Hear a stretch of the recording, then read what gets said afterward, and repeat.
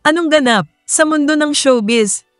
Pumanaw si Liam Payne matapos mahulog mula sa kanyang hotel balcony sa Argentina noong Miyerkules ng gabi.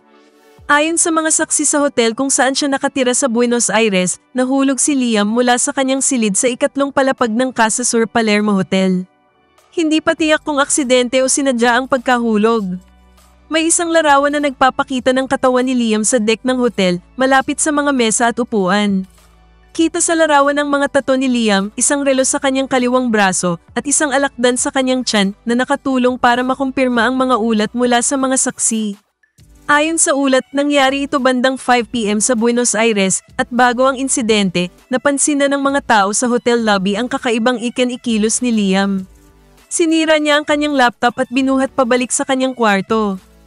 Ayon sa impormasyon, tumawag ang isang empleyado ng hotel sa 911 para i-report ang isang agresibong lalaki sa hotel na tugma sa mga kwento ng mga saksi tungkol sa kakaibang inasal ni Liam sa lobby.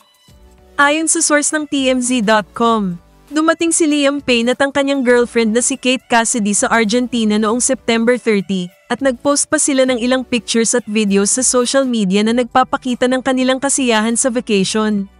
Ayon sa mga ulat, umalis si Cassidy ng Argentina noong October 14, ngunit naiwan si Liam at nag-check-in sa Casa Sur Palermo Hotel.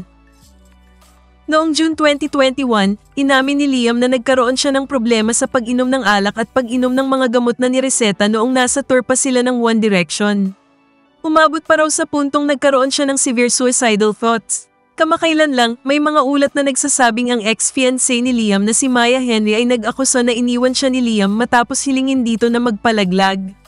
Sinubukan ng mga abogado ni Maya na magpadala ng cease and desist letter kay Liam para tigilan na ang pakikipag-ugnayan sa kanya.